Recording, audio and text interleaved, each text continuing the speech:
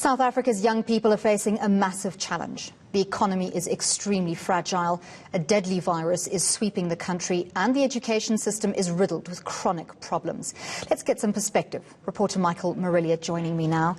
So, Michael, you're calling this the COVID generation. Fair to say the virus is making a tough situation even tougher for the youth. Yeah, absolutely, Andy. Like you mentioned, an economy that's under massive amounts of strain. Of course, the coronavirus putting even more strain on that economy. And of course, we've also inherited a higher education system, like you said, which historically has excluded a large amount of people. But let's focus very quickly on a study by Stats SA, and this is really interesting because it compares young people today with their parents' generation. So perhaps even the class of 1976 would have been included in that. And it looked at their highest level of education. Thankfully, the youth of today, just 3% have had no schooling whatsoever. Very different to their parents, where 15% did not have any sort of education. And when we look at the secondary level, so people whose highest level of education was a high school, today that's about 45% for young people. Back in the 70s and 80s, it was much less. So right about 18% actually had a high school diploma. But this is really fascinating, and it speaks to your point about higher education, Andy.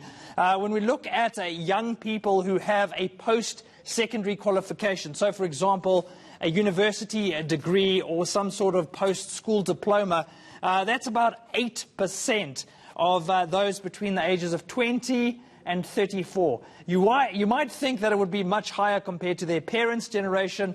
I'm afraid it's not the case. Stats SA saying the parents' generation around about 7%. So just a fractional increase compared to that generation, which of course would have grown up during apartheid. And part of the problem, of course, is not so much getting people into university or getting them into a TVET college. It's actually producing graduates. A lot of them are falling out of the system, sometimes for financial reasons, sometimes for socio-economic reasons. And that's really a problem that government is having to address. Not just finding people in universities, but producing graduates at the end of the day. And possibly we'd have to go back to primary and secondary education and look at the gross inequalities there to find out why the system isn't serving the youth later on. Where does that ultimately leave young people in 2020? Yeah, absolutely. So here we are sitting in, as you said, the age of the coronavirus. We've looked at the final quarter of 2019. That's where the latest stats are available. And I imagine this is going to get even worse during the next few months as we reach the peak of the coronavirus.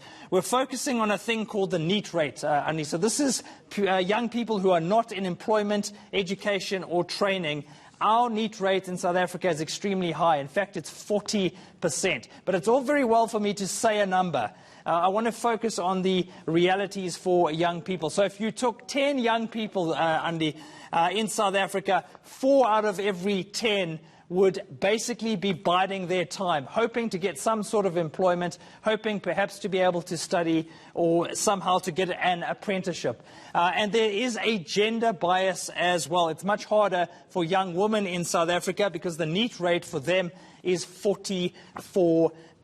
So, you know, we talk about the lost generation of 1976, Andy, but what seems to be emerging here, unless we take urgent action as a society, is that we might end up with a lost generation, and it's been brought about in part by the COVID-19 pandemic, which is deeply troubling.